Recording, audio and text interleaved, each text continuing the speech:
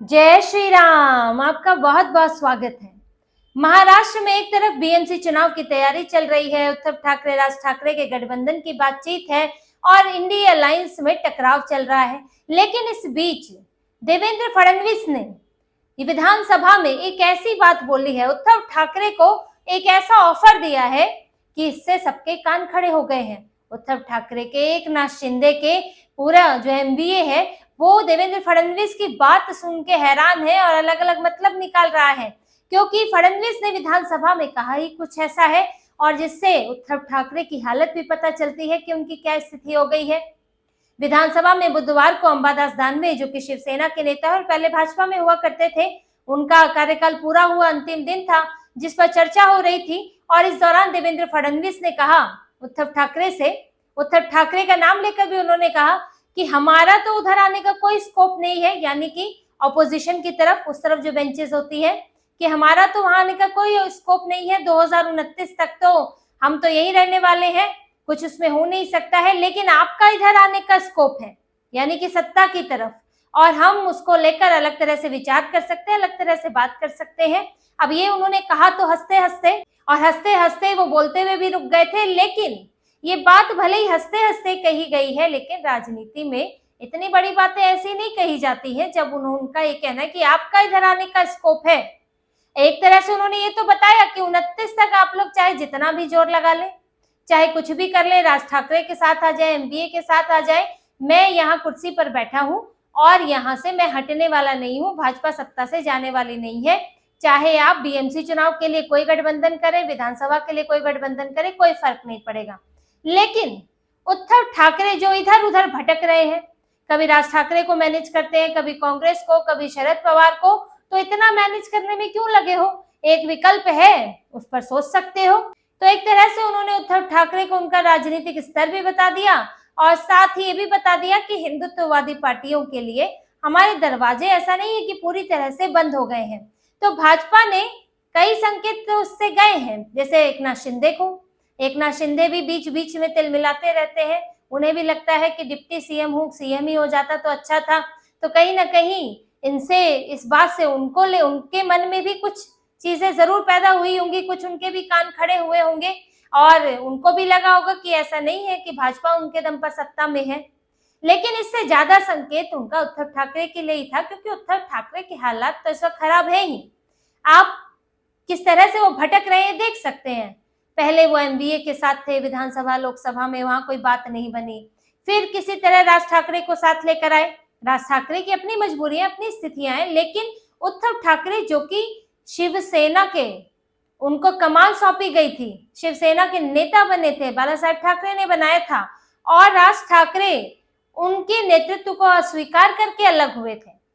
इस बात को ध्यान देने वाली बात है कि उद्धव का राज के पास जाना और ज्यादा उनके लिए गिरने की बात है, क्योंकि राज ठाकरे ने तो उनका नेतृत्व ठुकराया था, वो नहीं रहना चाहते थे, अलग हो गए, लेकिन ठुकराकर तो वो उद्धव ठाकरे को गए थे।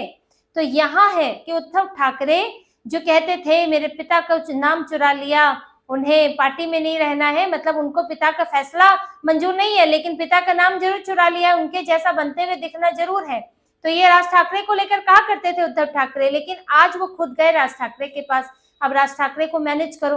अब राज ठाकरे, वो उनकी अपनी स्थिति है, वो हिंदुत्ववादी पार्टी रहे हैं, उनका भाषा का मुद्दा रहा है, मराठी और गैर मराठी का मुद्दा रहा है, लेकिन एक समय बाद उन्होंने छोड़ दिया था, फिर वो पूरी तरह से हिंदुत्व पर आ गए थे।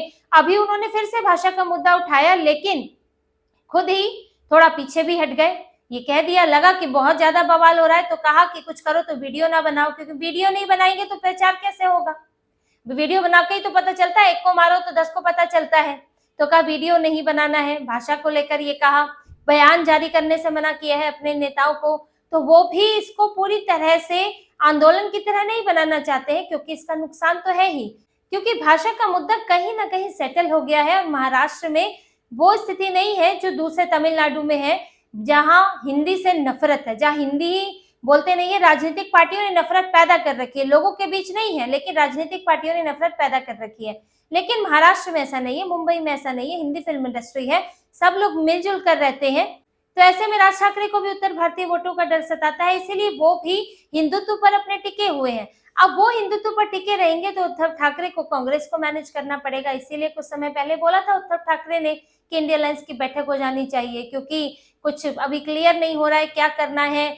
हम पहले साथ थे, अब बीएमसी में क्या होगा, आरोप भी लग रहे हैं कि उद्धव ठाकरे अपना अकेले अकेले चल रहे हैं। तो इसलिए उद्धव ठाकरे ने कहा भी, और देखिए वो ये चाहते हैं कहीं ना कहीं उद्धव ठाकरे के साथ है कि बीएमसी में राज ठाकरे के साथ रहे, लेकिन विधानसभा लोकसभा में एमवीए में रहे। एमवीए को छोड़ना भी नहीं चाहते, क्योंकि उनको जो मुस्लिम वोट पड़ता है वो एमवीए के साथ रहने से पड़ता है। राज ठाकरे के साथ जाएंगे तो मुस्लिम वोट पड़ने में मुश्किल तो होगी ही, क्योंकि अभी तो राज ठाकरे ने तुष्टीकरण नहीं अपनाया, अभी तो अलायंस में भी नहीं आए हैं ठीक से, और इस तरह के कोई फैसले, कोई बयान भी नहीं दिए हैं। अगर वो अपना हिंदुत्व छोड़ते हैं तो फिर उनकी पार्टी में वही समस्या आएगी जो कि उद्धव ठाकरे के साथ आएगी, जो उद्धव ठाकरे के साथ आई हुई है। उनकी पार्टी के लोग जा रहे हैं, एजेंडा क्लियर नहीं है, और राज ठाकरे बीएमसी के अलावा और कहां उद्धव ठाकरे के साथ चल सकते हैं। उद्धव ठाकरे को भी फायदा नहीं है राज ठाकरे का मुंबई के बाहर, मुंबई तक उनको फायदा है, बाकी तो उन्हें एमबीए की तरफ ही देखना पड़ता है।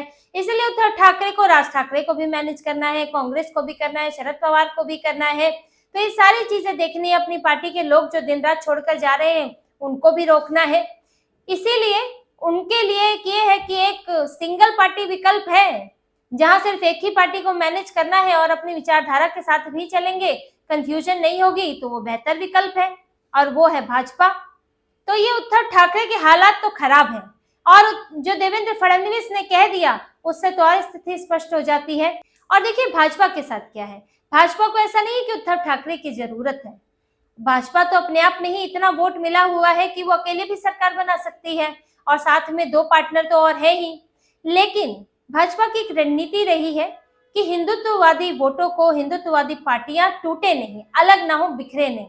जैसे कि एमबीए वाले कोशिश करते हैं कि मुस्लिम वोट बिखर ना जाए, इसलिए जितनी भी विपक्ष की पार्टियां हैं वो सारी की सारी जो है एक जगह इंडिया अलायंस में आ जाए, एमबीए में आ जाए, महागठबंधन में आ जाए, तो इनकी कोशिश रहती है।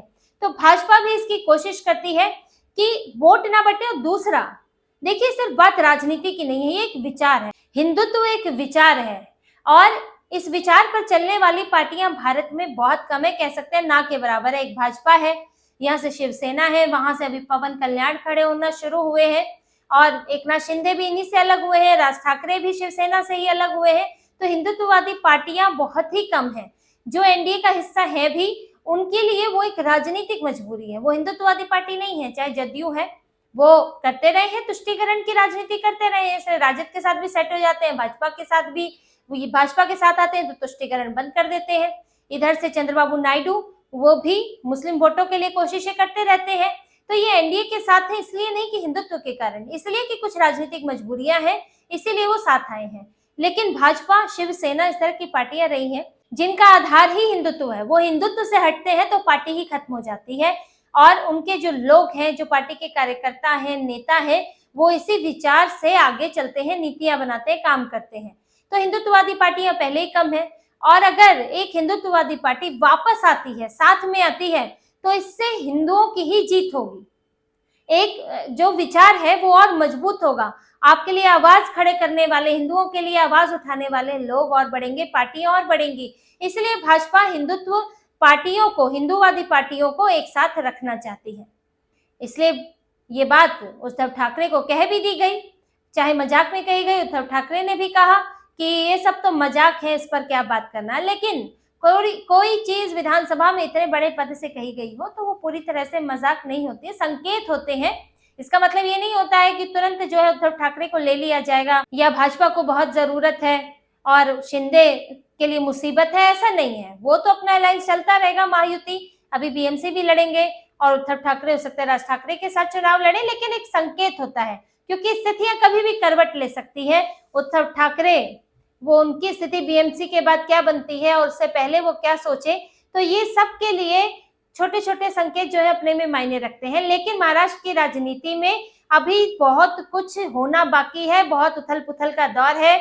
जो एक विधानसभा के बाद जो मिट्टी है बैठती हुई लग रही थी, लेकिन अभी फिर से बहुत हलचल है, और बीएमसी के नतीजे बताएंगे कि किसका राजनीतिक भविष्य, महाराष्ट्र में किसकी राजनीति बचती है, कौन अपनी जगह बना पाता है, या कौन महाराष्ट्र की राजनीति से बाहर हो जाता है। तो इसी तरह की और खबरें और विश्लेषण आपके लिए लाते रहेंगे। हमसे जुड़े रहिए, सब्सक्राइब कीजिए, कमेंट कीजिए। बहुत बहुत धन्यवाद। जय श्री राम।